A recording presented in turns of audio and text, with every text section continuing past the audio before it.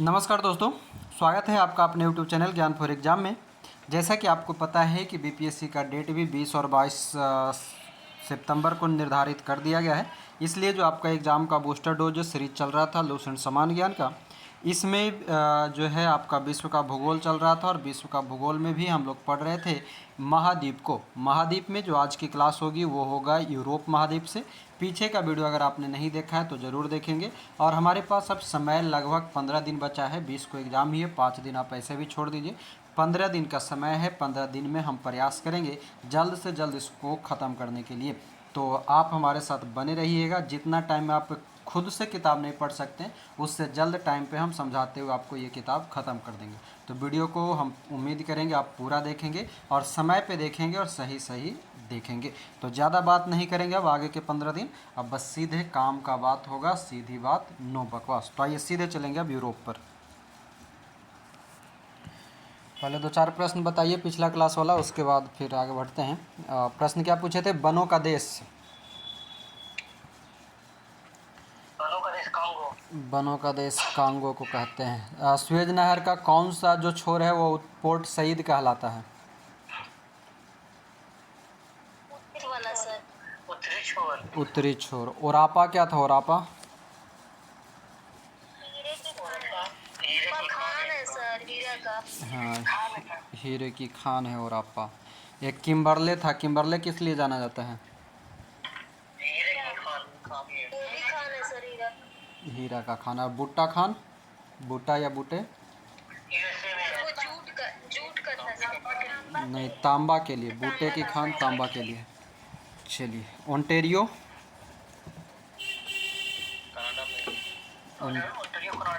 Ontario Canada में किस लिए? सोना का खान है सर, ओंटेरियो सोना। सोना का खान है। चलिए, और एक था एरिजोना। तांबा का है सर। एरिजोना तांबा का है। चलिए ठीक है, तो लगभग लगभग सबको याद ही है। लेब्राडोर जो है कैसा जलधारा है, ठंडा या गर्म? ठंडा है सर। ठंडी जलधारा है। और गल्फ स्ट्रीम? गर्म जलधारा। गर्म जलधारा। चलिए, बाकी और एक कवर आप लोग रिवीजन कर लीजिएगा। और रिवीजन करने के लिए बेहतर रहेगा कि आप लोग वीडियो को 1.5 से 2 गुना स्पीड करके एक बार सुन लिया कीजिए, ठीक है। किताब पढ़ने में जितना टाइम लगाइएगा उससे बेहतर है अगर जो पढ़े हुए हैं, वो जो कभी नहीं पढ़े हैं वो किताब से ही पढ़िएगा, बेहतर समझ में रहेगा। जैसे आप लोग पढ़े हुए हैं, आप वीडियो सारा आपका मिल जाता है, आपको नहीं मिलता है? यूट्यूब पे देखिएगा, प्लेलिस्ट में होगा। लूसेंट जीके का प्लेलिस्ट बना होगा, ठीक है, उसमें देख लीजिएगा, मिल जाएगा। ऑब्जेक्टिव सब्जेक्टिव दोनों मिल जाएगा। जो पढ़ चुके हैं वो रिवीजन के लिए 1.5 गुना पे या 2 गुना पे करके एक और बस 1 घंटा का वीडियो आपको आधा घंटा में समाप्त हो जाएगा, बस सुन लीजिएगा, बेहतर रहेगा। जो कभी नहीं पढ़े हैं, जो पहला बार पढ़ रहे हैं, वो बिल्कुल किताब से पढ़ेगा। हम वीडियो देखे कि उनको सजेशन नहीं देंगे। आइए अब आते हैं सीधे यूरोप पर। हम लोग महाद्वीप पढ़ रहे थे, 6ठा नंबर चैप्टर। महाद्वीप में हम लोगों ने एशिया समाप्त कर लिया था, उसके बाद अफ्रीका समाप्त कर लिया था, उत्तरी अमेरिका भी हमारा समाप्त हो गया। अब है यूरोप। यूरोप की अगर बात करें तो कहता है कि यूराल एवं कॉकेसस पर्वत एशिया महाद्वीप को यूरोप से अलग करता है। ये सभी पॉइंट अब ध्यान रखना होगा। यूराल एवं कॉकेसस 2 गो पर्वत है जो एशिया को यूरोप से अलग करने का काम करता है। इस महाद्वीप में 46 गो देश है, कि इसमें यूरोप महाद्वीप में टोटल 46 देश है। और विश्व का सबसे नगरीकृत महाद्वीप जो है वो यूरोप महाद्वीप ही है। यूरोप को प्रायद्वीपों का प्रायद्वीप कहा जाता है। बढ़िया प्रश्न है ये कि प्रायद्वीपों का प्रायद्वीप किस महाद्वीप को कहा जाता है, तो यूरोप को कहा जाता है। यूरोप महाद्वीप क्षेत्रफल की दृष्टि से ऑस्ट्रेलिया को छोड़कर अन्य सभी महाद्वीपों में छोटा है। यानी कि हमारे पास टोटल महाद्वीप की संख्या के गो, 6 गो कि 7 गो? 7 महाद्वीप। हाँ, 7 महाद्वीपों में ये 6ठा महाद्वीप जो होता है वो यूरोप होता है, सबसे छोटा ऑस्ट्रेलिया होता है। वही कहना चाह रहा है यहाँ पर क्षेत्रफल के अनुसार। फिर कहता है कि यूरोप जो है महाद्वीप उत्तर में उत्तरी ध्रुव सागर, दक्षिण में भूमध्य सागर और काला सागर, जबकि पश्चिम में अंध महासागर से घिरा हुआ है। उत्तर में इसको मिल जाएगा उत्तरी ध्रुव, याद रखने की ज़रूरत नहीं पड़ेगी हमें। दक्षिण में देखिएगा तो भूमध्य सागर मिल जाएगा और काला सागर मिल जाएगा। काला सागर से प्रश्न पूछता रहता है तो उसको याद रखेंगे। उसके बाद पश्चिम में आपका है अंध महासागर। यूरोप का सर्वोच्च शिखर एल्ब्रुज है, 5,642 मीटर, रूस में स्थित है। यानी कि यूरोप महाद्वीप का जो सबसे ऊंचा शिखर है वह है एल्ब्रुज। और ध्यान देंगे यहाँ पर कहाँ है, तो रूस में है। क्योंकि यूरोप का जो है, रसिया का जो है वो क्या है, दो तरफ है, एक एशिया वाला हिस्सा में भी आता है और एक आता है आपका यूरोप वाला हिस्सा में। तो जो साइबेरियन प्रांत होता है वो हमारा एशिया का हिस्सा कहलाता है, जबकि रूस का जो ओरिजिनल रूस है, मतलब कि जो रूस की राजधानी और रूस ओरिजिनल जो है वो सभी यूरोप में आता है। वहीं पर एक यूरोप का सर्वोच्च शिखर है एल्ब्रुज, जो कि क्या है, एल्ब्रुज रूस में स्थित है। ठीक है, दे दीजिए, बुला लीजिए। आगे क्या कहता है कि आल्प्स की सबसे ऊंची चोटी यूरोप जो है माउंट ब्लैक फ्रांस में है। आल्प्स की मैटरहॉर्न चोटी स्विट्जरलैंड और इटली की सीमा पर है। ये प्रश्न पूछा जाता है हमसे।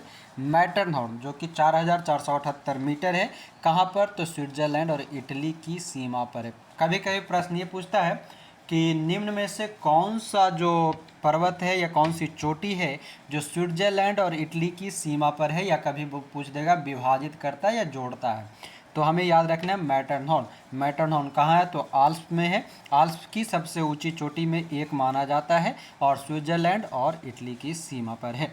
जबकि आल्प्स की सबसे ऊंची चोटी कौन सी है, तो माउंट ब्लैक है। अब ध्यान दीजिएगा, ये माउंट ब्लैक है। जबकि हम लोग जब पढ़ रहे थे अमेरिका वाला में, तो उसमें हम लोगों ने ब्लू पढ़ा था, हरा पढ़ा था, ऐसे करके काला पढ़ा था, 3 वो पढ़ा था, है ना। तो वो अमेरिका में है, जबकि ये माउंट ब्लैक है। फिर एक हम लोग पढ़ते हैं ब्लैक फॉरेस्ट। तो ये सब डिफरेंस हम लोगों को याद रखना पड़ेगा। बात समझ रहे हैं हम क्या बोल रहे हैं। जो ब्लैक फॉरेस्ट जो कि हमारा जर्मनी में मिलता है, माउंट ब्लैक जो कि हमको आल्प्स में मिलेगा, फ्रांस में मिलेगा। जबकि हम लोगों ने ब्लू पढ़ा था, ब्लैक पढ़ा था, इस तरह से पढ़ा था, वो सभी हिल्स पढ़े थे, वो सभी अमेरिका में था। तो ये डिफरेंस सबको हम लोगों को याद रखना होगा। अब कहता है कि यूरोप महाद्वीप की सर्वाधिक महत्वपूर्ण नदी है डेन्यूब, जो कि 2,842 किलोमीटर लंबी है। ऑस्ट्रिया, बुल्गारिया, चेकोस्लोवाकिया, यूगोस्लाविया और रोमानिया से होकर बहती हुई यूक्रेन की सीमा के निकट काला सागर में गिरती है। हमारे लिए इम्पॉर्टेंट ये है कि डेन्यूब नदी का जो मुहाना है वो कहाँ, यानी कि गिरता कहाँ है। तो डेन्यूब जो है वो हमें गिरेगा कहाँ, यूक्रेन की सीमा पर काला सागर। यानी कि हमें यह भी जानकारी मिल गया कि काला सागर जो है किस देश को छूता है, तो यूरोप क्या बोलते हैं, क्या है जी, यूक्रेन को छूता है। ठीक है, यानी कि यूक्रेन को छूने का काम करेगा। और यूक्रेन जो है अभी हमारे लिए चर्चा का विषय है, तो ये यहाँ से हमें ये भी करंट के हिसाब से याद रखना होगा कि काला सागर किसके सीमा पर है, तो यूक्रेन के सीमा पर है। ठीक है, जो कि कुछ हिस्सा आपका रसिया के साथ भी आएगा। वहीं पर आपको मिल जाएगा अजैब सागर। आगे आते हैं। कहता है कि डेन्यूब नदी के तट पर बुडापेस्ट, बुखारेस्ट, वियना और बेलग्रेड बंदरगाह, ये 4 गो बंदरगाह है। कौन कौन सा, बुडापेस्ट, बुखारेस्ट, वियना और बेलग्रेड बंदरगाह है, जो कि डेन्यूब नदी पर है। कहता है कि यूरोप की सबसे लंबी नदी बोलगा। ध्यान देंगे, यूरोप की सिर्फ बोल रहा है। यूरोप की सबसे लंबी नदी बोलगा, जो कि 3,687 किलोमीटर है और इसे डॉन नदी में मिला दिया गया है। यानी कि कहने का सेंस ये हुआ कि बोलगा नदी जो है यूरोप की सबसे लंबी नदी है, मगर बोलगा नदी का संगम किस से है, तो डॉन नदी से है। यानी कि बोलगा नदी जाकर के डॉन नदी में गिरता है। इसे काला सागर से होकर समुद्री जहाज द्वीपों के भीतरी भागों में जाने लगे हैं। यूरोप महाद्वीप का सबसे बड़ा नगर जो है लंदन है, जो टेम्स नदी के किनारे बसा हुआ है। सबसे बड़ा नगर जो है यूरोप का वो टेम्स नदी पर है, और लंदन है ना। ये पूछता भी है कि लंदन किस नदी पर है, तो टेम्स नदी पर। फ्रांस की राजधानी है पेरिस, जो कि सीन नदी पर है, उसको भी याद रख लेंगे। और उसके बाद कहता है कि यह विश्व का सुंदर नगर माना जाता है। कौन सा, तो पेरिस को। इसे फैशन की नगरी, और कौन जो फ्रांस का जो प्रमुख शहर है जहाँ पर हमारा फिल्म फेस्टिवल होता है, कॉन्स फिल्म फेस्टिवल, ये भी आपका क्या है, तो फ्रांस में किया जाता है। साले साल एक अवार्ड मिलता है, पुरस्कार मिलता है कांस वाला, तो वो याद रखिएगा, फिल्म के क्षेत्र में दिया जाता है। यूक्रेन गणराज्य विश्व का प्रमुख गेहूं उत्पादक क्षेत्र है, जो कि विश्व का अन्न भंडार या रोटी की डलिया कहलाता है। रोटी की डलिया या विश्व का अन्न भंडार के रूप में यूक्रेन को जाना जाता है। इटली विश्व का सर्वाधिक अंगूर और जैतून उत्पादक देश है। जैतून और अंगूर कहाँ पे, तो इटली में मिलेगा। राइन नदी का जलमार्ग यूरोप का सर्वाधिक व्यस्त अंतःस्थलीय जलमार्ग है और जर्मनी में अवस्थित ब्लैक फॉरेस्ट राइन नदी के किनारे स्थित है। आ गया क्या कहा कि जर्मनी में अवस्थित है ब्लैक फॉरेस्ट, और ब्लैक फॉरेस्ट जो है वो राइन नदी के किनारे स्थित है, और राइन नदी जो है वो यूरोप का सर्वाधिक व्यस्त अंतःस्थलीय जलमार्ग है, यानी कि आंतरिक जलमार्ग है। तो यहाँ से हमें यह भी याद रखना होगा कि यूरोप का सबसे सर्वाधिक अंतःस्थलीय जलमार्ग कौन सा, तो राइन नदी। अभी हम लोग पीछे पढ़े थे एक माउंट ब्लैक, वो किसकी सबसे ऊंची चोटी थी और कहाँ था वो बताएंगे। माउंट ब्लैक का सबसे ऊंची चोटी किसका है? हाँ, आल्प्स पर्वत की सबसे ऊंची चोटी थी, फ्रांस में पाया जाता है। हाँ चलिए, कहता है कि यूरोप का सबसे महत्वपूर्ण रेल मार्ग है ओरिएंट रेल मार्ग। यूरोप का सबसे महत्वपूर्ण रेल मार्ग है ओरिएंट रेल मार्ग, जो कि फ्रांस के पेरिस नगर से टर्की के कस्तुनतुनिया नगर के मध्य तक जाती है। यूरोप का सबसे महत्वपूर्ण रेल मार्ग है ओरिएंट रेल मार्ग, और ये क्या करता है, फ्रांस के पेरिस से टर्की के कस्तुनतुनिया तक जाने का काम करता है। क्षेत्रफल की दृष्टि से विश्व का सर्वाधिक बड़ा देश रूस यूरोप महाद्वीप में स्थित है। हमसे यह भी पूछता है कि ये तो सबको याद है कि नॉर्मली कि सबसे बड़ा देश जो है रूस है, मगर कभी ये पूछे कि महाद्वीप कौन सा, तो ज़्यादातर लोगों को एशिया ध्यान में आता है, ठीक ना, कि रूस जो है एशिया में नहीं, रूस का साइबेरिया प्रांत एशिया में है, जबकि रूस ओरिजिनल जो है वो हमारा यूरोप में है। हम इसलिए बार बार इसको रिपीट कर दे रहे हैं ताकि आपको याद रहे, क्योंकि बार बार लोग इसमें फंसते हैं। रूस जो है ओरिजिनल रूस वो यूरोप महाद्वीप में आता है। कहता है कि शैंपेन शराब विश्व में सबसे अधिक फ्रांस में बनती है। फ्रांस सूरा और सुंदरियों का देश है। सूरा और सुंदरी का देश कौन सा है, तो फ्रांस को कहा जाता है। यूरोप के अधिकांश देश को तीन ओर से सागरों द्वारा घिरा होने के कारण प्रायद्वीपों का प्रायद्वीप कहा जाता है।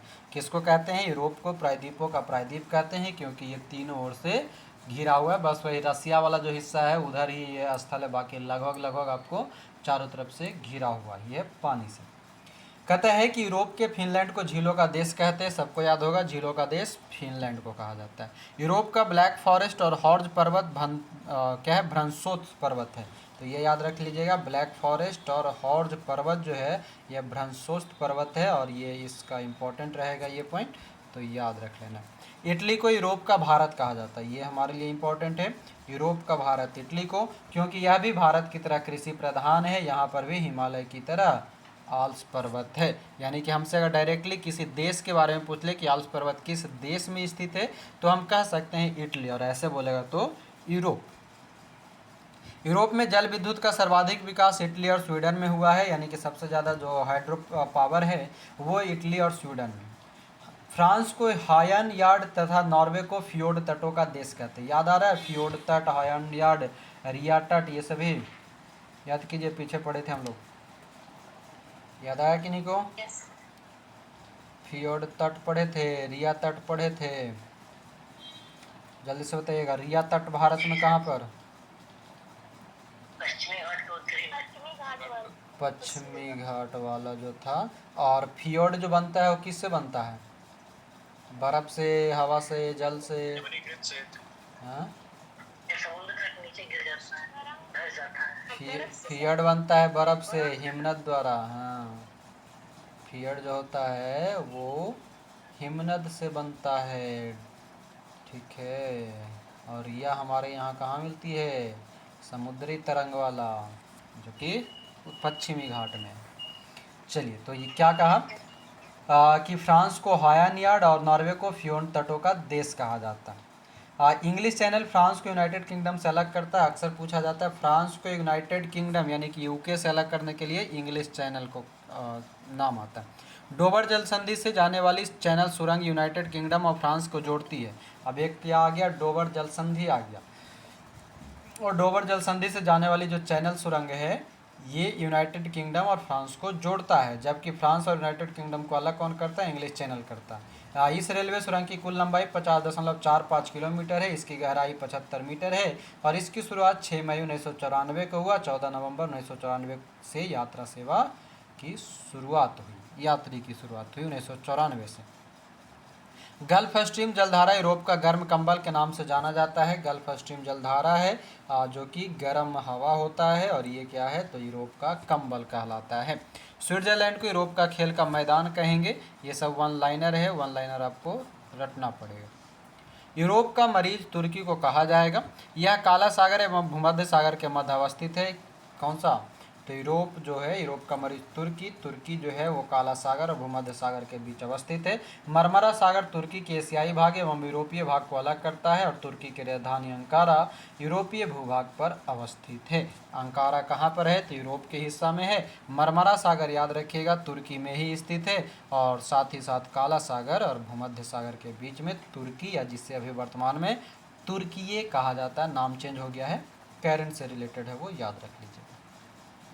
इस्तांबुल की राजधानी है क्या? अंकारा। आगे कहता है कि नीदरलैंड ने उत्तरी सागर के तट के साथ बड़े बड़े तटबंध बनाकर समुद्र से भूमि प्राप्त की है। इन तटबंधों को डाइक कहते हैं, और इस प्रकार प्राप्त भूमि को पोल्डर कहते हैं। क्या कहा कि नीदरलैंड ने उत्तरी सागर के तट के साथ बड़े बड़े तटबंध बनाया, और तटबंध बनाने के बाद जो समुद्र की लहरें जो जहाँ तक जाती थी वहाँ तक कब नहीं जाती है, और नहीं जाएगी तो क्या हो जाएगा? भूमि बचेगा खाली, और वो खाली भूमि क्या कहलाता है? वो तटबंध को डाइक कहते हैं, और जो भूमि प्राप्त होता है उसको पोल्डर कहते हैं। यानी कि समुद्र के किनारे, यानी कि समुद्र की पानी का जो सबसे मैक्सिमम छोर जहाँ तक वो है, वहाँ पर वो बाउंड्री बना दिया। बाउंड्री बनाया तो डाइक कहलाया, और उसके पीछे जो खाली ज़मीन रह गया, यानी कि अब उधर पानी नहीं जाएगा, और वो जो खाली ज़मीन है वो क्या कहलाएगा? पोल्डर कहलाएगा। कहाँ पर?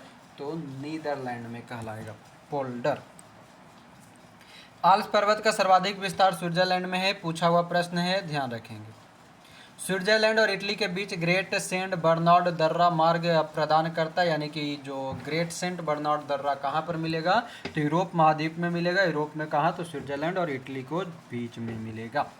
ऑस्ट्रिया एवं इटली के बीच में ब्रेनर दर्रा है, इसको भी याद रख लीजिएगा। ये सब ऐसा ऐसा नाम दे देगा कि ऐसा लगेगा कि कभी सुने नहीं है, मगर हम लोगों से गलती होता है कि हम लोग सही से उसको ध्यान नहीं रख पाते, ठीक ना। तो बर्नार्ड दर्रा स्विट्जरलैंड इटली, ब्रेनर दर्रा ऑस्ट्रिया और इटली, यानी कि यूरोप महाद्वीप में स्थित है। कहता है पेरिनीज पर्वत फ्रांस एवं स्पेन के बीच सीमा बनाने का पर्वत है। पेरिनीज पर्वत जो है फ्रांस और स्पेन के बीच में सीमा बनाता है। विश्व का सबसे लंबा भूमिगत रेल मार्ग लंदन और पेरिस को जोड़ता है। लंदन पेरिस को जोड़ेगा। मरमरा सागर कहाँ स्थित है?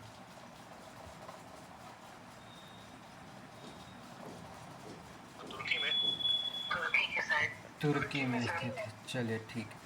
आगे कहता है कि पो नदी को इटली की गंगा कहा जाता है। इटली की गंगा पो नदी को कहा जाता है। और इटली जो है किस नदी के किनारे बसा हुआ है? इटली किस नदी के किनारे? रोम जो है सर ना, इटली की राजधानी रोम टाइबर नदी के किनारे बसा हुआ। अच्छा, अब पों पों करते कौन आता है, याद है? कुछ बताए थे। साइकिल वाला। हाँ, इटली ये था ना था, वही है। चलिए, तो क्या कहा कि पो नदी को इटली की गंगा कहते हैं। फ्रांस की सीन नदी इंग्लिश चैनल से में गिरती है। फ्रांस की जो सीन नदी है, मतलब फ्रांस में पेरिस जो है ना सीन नदी पर, तो वही कहता है कि सीन नदी इंग्लिश चैनल में गिरती है। फ्रांस को भूमि व जलवायु की दृष्टि से लघु यूरोप कहा जाता है। छोटका यूरोप किसको कहेंगे? तो फ्रांस को कहेंगे। किस आधार पे? तो भूमि और जलवायु की दृष्टि से। फ्रांस यूरोप का एकमात्र देश है जो खाद्यान्न उत्पादन में आत्मनिर्भर है, और इसे किसानों का देश एवं समुद्रों की रानी भी कहते हैं। किसानों का देश, समुद्रों की रानी किसको? फ्रांस को। क्यों? तो खाद्यान्न यानी कि भोजन उत्पादन करने में ये आत्मनिर्भर है। नॉर्वे के स्वेलबार्ड द्वीप में अंतर्राष्ट्रीय बीज भंडार बनाया गया। स्वेलबार्ड द्वीप कहाँ है? तो नॉर्वे में। ग्रेट ब्रिटेन के अंतर्गत इंग्लैंड, वेल्स और स्कॉटलैंड, ये तीनों याद रखिएगा, बहुत बढ़िया है। ग्रेट ब्रिटेन जब हम बात करेंगे एक शब्द में कि ग्रेट ब्रिटेन किसे कहा जाता है, तो इंग्लैंड, वेल्स और स्कॉटलैंड, ठीक ना। और इसके पूर्वी, पश्चिमी और उत्तरी भाग में क्रमशः स्थित है। उत्तरी आयरलैंड सहित ग्रेट ब्रिटेन को यूनाइटेड किंगडम कहते हैं। बात समझ रहे हैं कहाँ कहाँ जा रहा है? जो जब हम इंग्लैंड, वेल्स और स्कॉटलैंड को एक साथ पढ़ते हैं तो वो कहलाता है ग्रेट ब्रिटेन, यानी कि महान। और वही जब हम ग्रेट ब्रिटेन, यानी कि हमसे यह भी प्रश्न पूछ सकता है कि निम्न में से किसको जोड़ने पर यूनाइटेड किंगडम बनेगा, हमको ये तीन को दे देगा, इंग्लैंड, वेल्स और स्कॉटलैंड। ठीक है। और एक और नाम दे देगा, ये कहेगा कि इसमें से किसके कारण जो है ये ग्रेट ब्रिटेन यानी कि यूनाइटेड किंगडम की स्थापना होती है, मिलन होता है। तो उत्तरी आयरलैंड जब इंग्लैंड, वेल्स और स्कॉटलैंड के साथ जुड़ता है तब वह क्या कहलाता है, यूनाइटेड किंगडम यानी कि यूके कहलाता है। बात समझ में आया। ग्रेट ब्रिटेन के अंतर्गत 3 वो देश आएगा, इंग्लैंड, वेल्स और स्कॉटलैंड। जब इसी ग्रेट ब्रिटेन में हम उत्तरी आयरलैंड को जोड़ लेते हैं तो यूनाइटेड किंगडम कहलाता है। ध्यान रखना, उत्तरी आयरलैंड। जरा हमको ये बताइए, कल के क्लास में यानी कि पिछला क्लास में हम लोग पढ़े थे हॉर्न ऑफ अफ्रीका, उसमें कौन कौन से कंट्री शामिल हैं? इथियोपिया, सोमालिया और जिबूती, और एक इरिट्रिया भी बताया। हाँ, इथियोपिया, सोमालिया और जिबूती, और एक्स्ट्रा में इरिट्रिया। चलिए, हाँ, कहता है कि जॉर्जिया, आर्मेनिया व अजरबैजान को संयुक्त रूप से कॉकेसस राज्य कहा जाता है। ये भी बड़ा इंपॉर्टेंट है, ये सब पूछता रहता है हमसे, ठीक है। 4 गो ऑप्शन दे देगा, कहेगा निम्न में से कौन सा कॉकेसस राज्य में शामिल नहीं है, निम्न में से कौन सा ग्रेट ब्रिटेन का हिस्सा नहीं है, निम्न में से किसको जोड़ने पर हमारा यूनाइटेड किंगडम बनता है, हॉर्न ऑफ अफ्रीका में कौन शामिल नहीं है या कौन कौन शामिल है। ऐसा प्रश्न बहुत पूछा जाता है, क्योंकि इस सब में 3 गो 4 गो नाम रहता है, और इसलिए हमको एलिमिनेट करने के लिए दे देता नहीं या है में, है ना। तो जब तक हमको ये एक भी छूटा, मतलब कि वो प्रश्न ही छूटा, तो ये सब हम लोग को याद रखना पड़ेगा। जैसे कॉकेसस बोला तो जॉर्जिया, आर्मेनिया और अजरबैजान। अब इसके लिए हमको क्या चाहिए था कि हमारे पास सामने मैप होता, मैप रहने पर हम तुरंत उसको क्लिक करते कि जॉर्जिया, आर्मेनिया और अजरबैजान आखिर है कहाँ, वो तीनों आ जाता, तो वहाँ पर कुछ न कुछ देख करके हम ट्रिक बना सकते थे कि अच्छा ऐसा पर है, ऐसा ऐसा है, तो ये कॉकेसस है। तो इसके लिए हमारे पास क्या होना चाहिए, मैप होना चाहिए, तो और बेहतर ढंग से समझिएगा। फुर्सत मिले तो, अब तो आप लोगों के पास 15 दिन टाइम है, अभी कुछ कलाकारी नहीं कीजिएगा, इसका अगला तैयारी के लिए ज़रूरत ना पड़े, अगला के लिए फिर भी भविष्य के लिए अगर अगला तैयारी के लिए ज़रूरत पड़ जाए तो मैप एक कर करके इस सबको एकदम ड्रॉ करके रख लीजिए।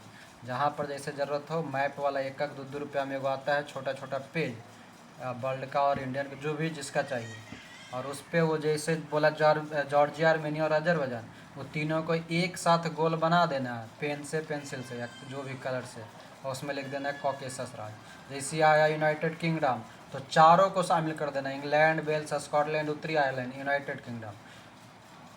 ग्रेट ब्रिटेन कहा दिया तो वेल्स, स्कॉटलैंड और इंग्लैंड, ये चारों को जोड़ दिए ग्रेट ब्रिटेन। तो मैप को ऐसे ऐसे करके ड्रॉ कर लीजिएगा। अभी और मिलेगा, 2 4 गो और महाद्वीप पढ़ेंगे ना, उसमें 2 4 गो और नाम मिलेगा ऐसा सामूहिक वाला, तो वहाँ पर भी इसी तरह के कीजिएगा। मगर अभी कोई कलाकारी न करे लगिएगा, नहीं तो गड़बड़ हो जाएगा, न घर के न घाट के, टाइम पास हो जाएगा बेकार में। हम बोले क्या, अगला की तैयारी के लिए, भविष्य के लिए कीजिएगा, अभी नहीं कीजिएगा, अभी खाली डायरेक्ट याद रख लीजिए। चलिए, तो क्या कहा कि जॉर्जिया, आर्मेनिया और अजरबैजान को संयुक्त रूप से हम कॉकेसस राज्य कहते हैं। एक बार फिर से हम सभी 3 4 गो जो ग्रुप आए हैं उसको हम रिपीट कर रहे हैं, ठीक है। सबसे पहले पिछले क्लास में हम लोगों ने पढ़ा था हॉर्न ऑफ अफ्रीका, यानी कि अफ्रीका महाद्वीप के अंतर्गत पढ़े थे, जिसमें इथियोपिया, सोमालिया और इरिट्रिया 3 गो आता है, ठीक है। बाकी एक और बोले थे क्या, तो क्या बोले थे, इथियोपिया हो गया, सोमालिया हो गया, इरिट्रिया हो गया, और एक क्या बोले थे जी, जिबूती। हाँ, जिबूती। ये 4 गो जो है हमारा आता है किसके अंतर्गत, तो हॉर्न ऑफ अफ्रीका के अंतर्गत। मगर इसमें भी हम बोले थे कि हॉर्न ऑफ अफ्रीका में 3 मुख्य है, इथियोपिया, सोमालिया और जिबूती। इरिट्रिया कभी कभी हमारा उसको शामिल कर लिया जाता है, उसका कुछ हिस्सा को, तो वो आता है। यानी कि 4 कंट्री हमारा हॉर्न ऑफ अफ्रीका है, इथियोपिया, सोमालिया, जिबूती और इरिट्रिया। उसके बाद हम लोगों ने अभी पढ़ा ग्रेट ब्रिटेन। ग्रेट ब्रिटेन के अंतर्गत हमारा आता है 3 गो, इंग्लैंड, वेल्स और स्कॉटलैंड, ठीक है। जब उसी 3 में यानी कि इंग्लैंड, वेल्स और स्कॉटलैंड में हम एक और कंट्री उत्तरी आयरलैंड, आयरलैंड में भी उत्तरी आयरलैंड को जोड़ते हैं तो वो यूनाइटेड किंगडम बन जाता है। और एक हम लोग पढ़े कॉकेसस राज्य। कॉकेसस में कौन सा है, तो अजरबैजान, जॉर्जिया और आर्मेनिया। आर्मेनिया, अजरबैजान और जॉर्जिया, ये 3 गो हमारा कॉकेसस राज्य कहलाता है। आइए आगे बढ़ते हैं। कहता है कि मॉस्को को 5 सागरों का पत्तन कहा जाता है। 5 सागरों का पत्तन मतलब बंदरगाह मॉस्को। मॉस्को मिलेगा हमें रूस में। कौन कौन सा सागर, तो कैस्पियन सागर, काला सागर, बाल्टिक सागर, खेत सागर और लडोगा सागर। ये वो कैसा सागर है, खेत सागर है। अभी कभी कभी हम लोगों को लगेगा ये खेत सागर ऑप्शन, उस समय ये सब हम लोग को नहीं पता रहता है, तो कह देगा कौन सा इसमें नहीं है, लगेगा ये तो खेत का बात कर रहा है, इन्हें जरा में धान और गेहूँ होता, तो गड़बड़ा जाएगा। है ना, मगर ये क्या कहा, मॉस्को। मॉस्को किसकी राजधानी है? उसकी राजधानी। रूस की राजधानी है। यानी कि हाँ, यहाँ से हमको ये समझ में आ रहा है कि जो मॉस्को है, मॉस्को के चारों ओर कुल 5 गो बंदरगाह है। कौन कौन सा? तो एगो कैस्पियन सागर का बंदरगाह, फिर काला सागर का बंदरगाह, खेत सागर का, बाल्टिक सागर का और लडोगा सागर का, है ना, जिसमें से 3 गो तो नाम लगभग लगभग सब सुने होंगे। कैस्पियन सागर, लाल सागर, सॉरी कैस्पियन सागर, काला सागर और बाल्टिक सागर। रह गया 2 गो, खेत सागर और लडोगा झील। तो ये सभी को याद रखिएगा मॉस्को के लिए। एंटवर्प जो कि बेल्जियम का है, विश्व का हीरा व्यापार का सबसे बड़ा केंद्र है। विश्व में हीरा का व्यापार सबसे ज़्यादा कहाँ होता है? तो एंटवर्प बेल्जियम में होता है। तो ये हमारा हो गया खत्म। क्या खत्म हो गया? यूरोप खत्म हो गया। जल्दी से 2 गो प्रश्न बताइएगा, उसके बाद अंटार्कटिका भी आज खत्म कर देते हैं। हाँ, तो देखिएगा, जल्दी से बताएंगे कि फ्रांस और यूनाइटेड किंगडम को अलग कौन सा का चैनल करता है?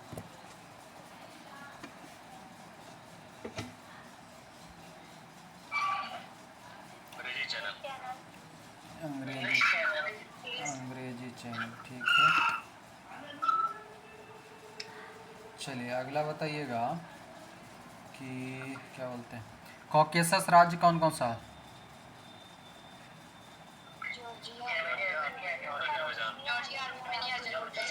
हाँ, जॉर्जिया, आर्मेनिया और अजरबैजान। अब ध्यान रखिएगा, ऑप्शन हमारे लिए हमको फंसाने के लिए एक और दे सकता है, जॉर्जिया और जाम्बिया, नाम में समानता दिखता है। जाम्बिया दूसरा है, जॉर्जिया दूसरा है, ठीक ना। तो ऐसा ना हो कि हम देख रहे हैं फिर एगो जिम्बाब्वे आता है। तो ये सब जाजा जीजा वाला जो है, ये सब जीजा वाला नंबर याद रखिएगा थोड़ा सा डीपली उसको तोड़ के। यहाँ पर कॉकेसस में जॉर्जिया, आर्मेनिया और अजरबैजान है। ऐसा ना हो कि हमको दे दे 3 गो ऑप्शन में सबसे पहले जाम्बिया ही दे दे और खटाक से मार दे अच्छा ये कॉकेसस राज्य में जाम्बिया है। नहीं, वो भी ध्यान रखना पड़ेगा हम लोगों को। बात समझ रहे हैं ना?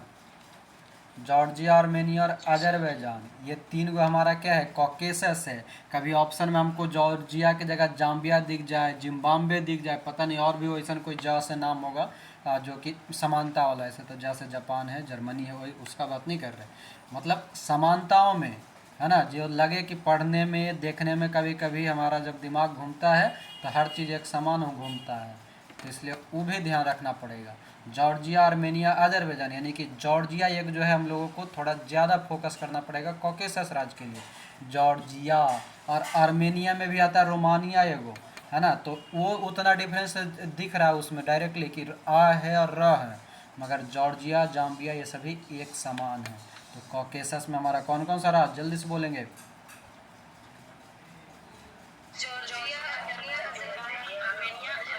हाँ, जॉर्जिया, आर्मेनिया और अजरबैजान। जल्दी से बताएंगे, यूनाइटेड किंगडम में कौन कौन सा?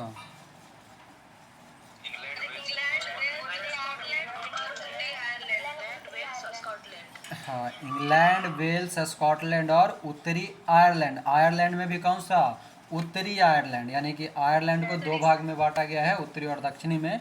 तो उत्तरी आयरलैंड के साथ हम ग्रेट ब्रिटेन को जोड़ते हैं तो यूनाइटेड किंगडम कहलाता है। और वो ग्रेट ब्रिटेन कौन सा होता है?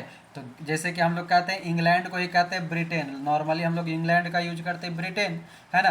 तो मगर ग्रेट ब्रिटेन यानी कि ब्रिटेन का भी बड़ा रूप जो है उसमें 3 गो उसका छोटा छोटा कंट्री घुस जाता है। कौन कौन सा?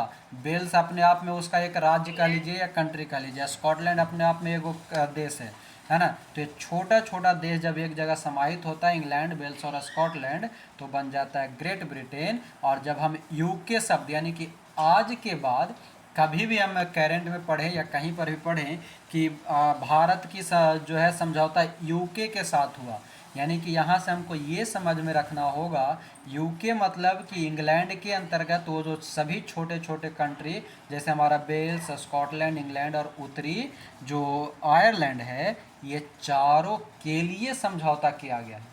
बात समझ रहे हैं? फिर कहेगा कि भारत और ग्रेट ब्रिटेन के साथ समझौता हुआ या ब्रिटेन के साथ समझौता हुआ, यानी कि अब हमको समझ में आएगा कि इंग्लैंड, वेल्स, स्कॉटलैंड इन सभी के लिए। जैसे नॉर्मली देखिए एक बात बताते हैं, जैसे कि हमारा अभी शायद प्रदूषण वगैरह के लिए किसी देश के साथ समझौता हुआ, ठीक है। मान लीजिए कि जापान के साथ समझौता हुआ प्रदूषण नियंत्रण के लिए। भारत और जापान के बीच में प्रदूषण नियंत्रण के लिए समझौता हुआ। तो इसका मतलब ये थोड़ा है कि भारत, खाली भारत कुछ है, भारत है कहीं, बताइए तो हाँ या नहीं। भारत कहीं है, नहीं है। भारत कब है, भारत अन्य देशों के मामले में भारत है, भारत में भारत है कहीं नहीं है। भारत में क्या है, हमारे पास 36 गो क्या है, अलग अलग राज्य और केंद्र शासित प्रदेश है। यानी कि भारत जब प्रदूषण नियंत्रण के लिए जापान के साथ कोई समझौता करेगा तो भारत का मतलब है कि भारत के 28 राज्य और 8 गो यूटी भी उसमें शामिल है।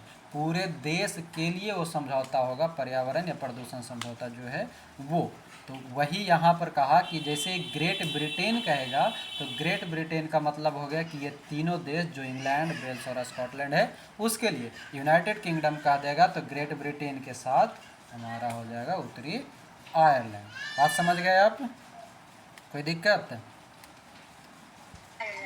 नहीं है। अब आइए अंटार्कटिका पे आते हैं। अंटार्कटिक पे देखिएगा ये छोटा सा है। कहता है कि अंटार्कटिक महाद्वीप की खोज कैप्टन जेम्स क्लार्क रॉस ने 1911 में ही किया था। कैप्टन एक मिनट बारिश आ गई। अंटार्कटिक महाद्वीप की खोज कौन कर दिया, तो कैप्टन जेम्स क्लार्क ने 1911 में कर दिया। कहता है कि अंटार्कटिक महाद्वीप विश्व का 5वां बड़ा महाद्वीप है, विश्व का 5वां है, ठीक है। अभी जो हम लोग यूरोप पढ़े थे वो 6ठा था। बात समझ रहे हैं। सबसे बड़ा महाद्वीप कौन सा, जल्दी से एक और बताइएगा। उसके बाद दूसरा अफ्रीका, तीसरा उत्तरी अमेरिका, तीसरा। चौथा कौन सा, दक्षिणी अमेरिका। तो पांचवा कौन सा,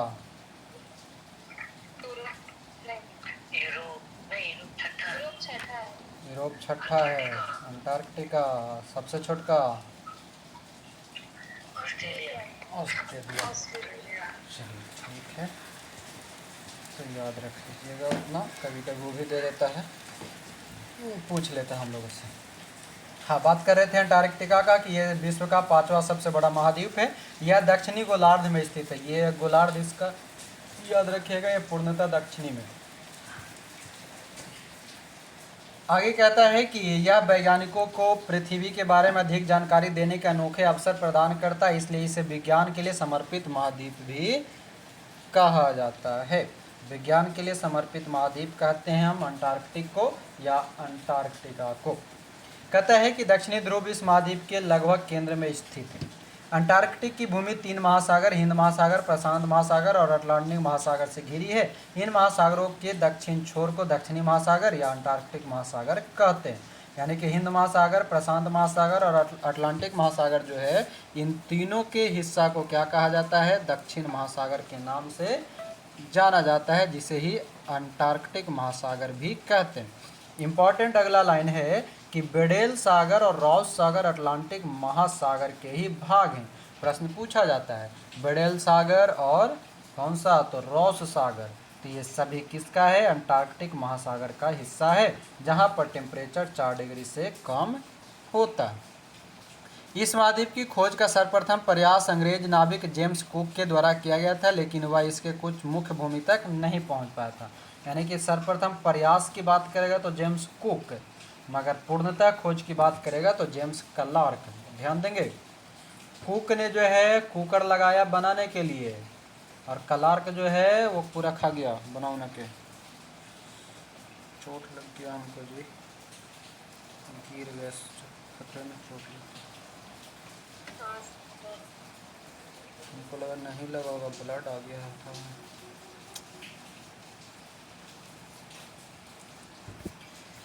हाँ चलिए देखिएगा क्या कह रहे थे कि जेम्स कुक कहता है कि लेकिन इसकी मुख्य भूमि की तक ये नहीं पहुंचा था, बाद में क्लार्क जो है वो खोजा था।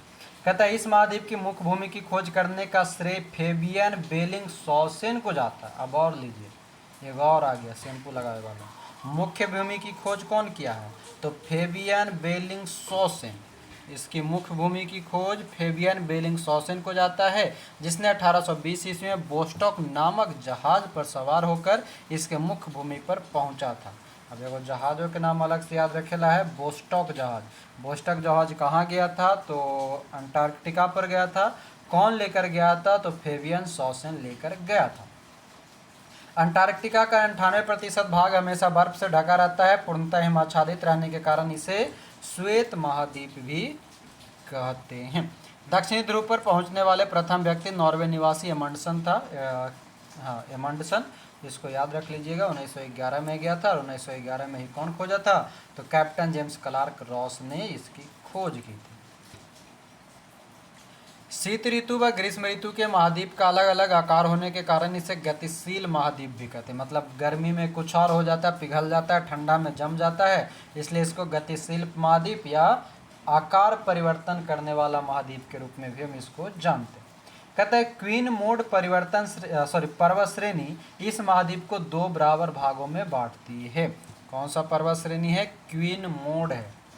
क्वीन मोड पर्वत श्रेणी अंटार्कटिक महाद्वीप को 2 बराबर भागों में बांटेगी, और सबसे इम्पोर्टेंट कि अंटार्कटिका की सबसे ऊंची चोटी विंसन मासिफ होता है।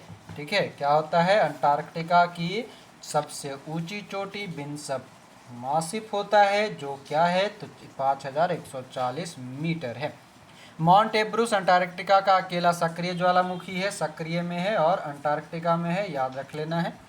विश्व में सबसे कम तापमान अंटार्कटिक के बोस्टॉक में रिकॉर्ड किया गया था, जो कि -89.2 डिग्री सेल्सियस है। विश्व में सबसे कम तापमान बोस्टॉक में। और एक जहाज गया था, कौन सा जहाज?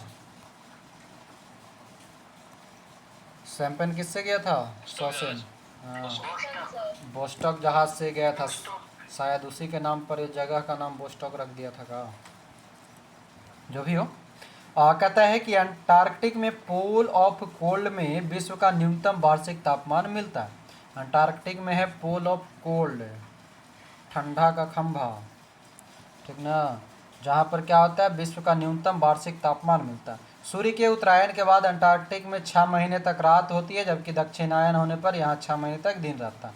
लाइकेन और मॉस जो है अंटार्कटिक की मुख्य वनस्पति है, याद रख लीजिएगा, पूछा जाता है या फिर पूछ लेगा शीत में पाया जाता है। यहाँ की क्रिल मछली झुंडों में रहती है। क्रिल मछली कहाँ पाया जाता है? तो अंटार्कटिक में पाया जाता है। अब आइए आगे। हाँ, अगला जो है हमारे लिए और भी बेहद इंपॉर्टेंट है और महत्वपूर्ण है, और रट्टा मार भी करना पड़ेगा। क्या कहता है? अंटार्कटिक में भारत, यानी कि डॉक्टर गिरिराज सिरोही, जो कि उत्तर प्रदेश बुलंदशहर के थे, गिरिराज सिरोही पहले भारतीय हैं जो कि दक्षिणी ध्रुव पर गए हैं, यानी कि अंटार्कटिका पे गए हैं। भारत ने अपना पहला अंटार्कटिक अभियान 1981-82 में प्रारंभ किया। भारत का पहला अंटार्कटिक अभियान दल डॉक्टर सईद जहूर कासिम के नेतृत्व में 9 जनवरी 1982 को शुरू हुई थी। क्या कह रहा है? कि भारत ने अपना अंटार्कटिक अभियान 1981-82 में प्रारंभ किया, जिसके नेतृत्व कौन कर रहा था? तो सईद जहूर कासिम। कब गए? तो यह 1982 में 9 जनवरी को शुरू हुआ था, यानी कि प्रवासी दिवस के समय। उस समय शुरू नहीं हुआ था प्रवासी दिवस, मतलब बता रहे हैं 9 जनवरी के हिसाब से। कहता है कि भारत ने अंटार्कटिक में अपना पहला शोध केंद्र, यहाँ से 3 गो नाम आएगा, तीनों बड़ा बेहतरीन है, याद रखिएगा। क्या कहा कि भारत ने अंटार्कटिक में अपना पहला शोध केंद्र दक्षिण गंगोत्री 1983-84, ठीक है, 1983-84 के बीच में हमें मिलेगा दक्षिण गंगोत्री। उसके बाद अब जो है वो ख़त्म हो गया है। दूसरा जो है 1989 में 6 साल बाद आता है मैत्री, ये 88-89 याद रख सकते हैं। आगे पीछे मतलब वो पूरा जो फाइनेंशियल ईयर कहते हैं उस हिसाब से है, 88-89 या 1989। लार्सन हिल्स में भारत ने अपना तीसरा अनुसंधान केंद्र भारतीय स्थापित किया था, और भारतीय लिख लीजिएगा 2012 में, भारतीय लिख लेंगे 2012 में गया था। और ये इम्पोर्टेंट हमारे लिए वो यहाँ है, देखिए लार्समन हिल्स है। अच्छा, लार्समन हिल है, ये कहाँ है? तो अंटार्कटिक में है, और लार्समन हिल भारत के लिए कि इम्पोर्टेंट है, तो वहाँ पर भारत का तीसरा अनुसंधान केंद्र भारतीय स्थापित है, इसलिए वो इम्पोर्टेंट है। क्लियर है यहाँ तक? यहाँ तक में किन्हीं को कोई दिक्कत नहीं ना? उम्मीद करेंगे सबको एकदम बेहतरीन याद हो गया होगा। किनको किनको याद नहीं हुआ?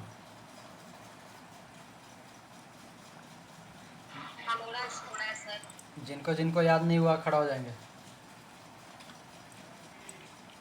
हो गया सर खड़ा। एक पैर पे खड़ा हो जाइए। Yes sir. हो गया सर। एक पैर पे बोलिएगा। एक पैर पे खड़ा रहिए, दूसरा पैर हाथ में पकड़िए।